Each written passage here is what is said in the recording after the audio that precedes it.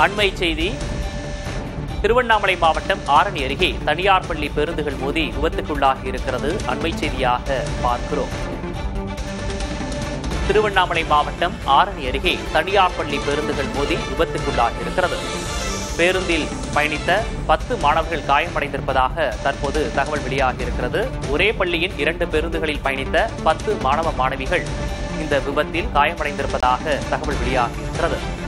Break பிடிக்காததால் இந்த விபத்து நேரிட்டிருப்பதாகவும் முதற்கட்ட தகவல் வெளியாகி இருக்கிறது. அண்மை செய்தியாக பார்க்கிறோம். திருவண்ணாமலை மாவட்டம் ஆரணி அருகே தனியார் பள்ளி பேருந்துகள் மோதி விபத்துக்குள்ளாகி இருக்கிறது.